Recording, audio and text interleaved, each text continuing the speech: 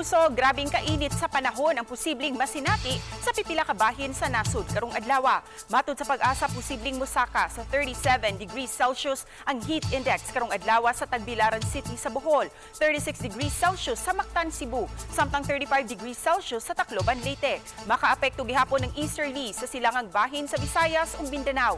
Bisan pa man sa kainit sa panahon, posible gihapon ang mga kalit nga pag-uwan, ilabi na unyang hapon ug gabii. Epekto kini sa localized thunderstorm. Samtang gumikan sa grabing kainit, mukabat sa Napulo ngadto sa 15 ka mga tinun-an sa Abellana National School ang atimanon sa school clinic kada adlaw. Matud sa assistant principal nga si Arlene Alfante nga sukad sa pagsugod sa Abril, kalbaryo na dili lang sa mga tinun-an kundi apil nilang mga magtutudlo ang hilabihan kainit sa panahon. Nangayo sila og permiso sa City Division nga matugutan sa blended learning niining panahon sa ting-init. Suportado usab kini sa Alliance of Concerned Teachers kun Act Region 7.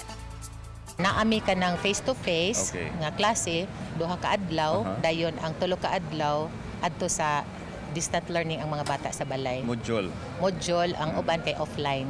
Iya untang i-consider ang among letter. Napadala man mi og letter. Bahin aning kiniliging grabe kainit gyud sa panahon nga mohatag siya og program or schedule para sa blended learning sa mga bata.